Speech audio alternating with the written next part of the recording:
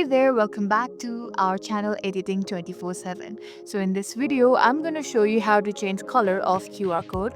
So normally QR codes are like black and white. You can see it's boring, but if you want to make it more fun and make it more colorful into your own preference, then I've got you covered.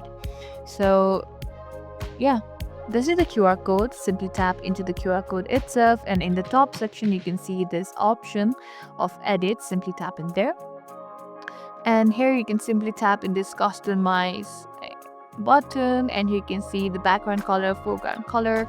Simply tap in here. The white is usually the background color, so you decide what color you want in the background. I'm thinking more of like pink, I guess. I don't know.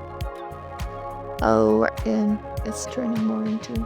Alright, so yeah, this is okay. And for the foreground, let's tap in more like the purplish. Yeah, okay, this will do.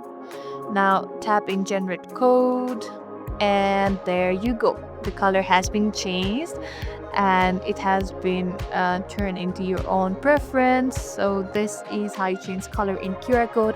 I hope this video was helpful. If so, don't forget to like, share and subscribe to our channel.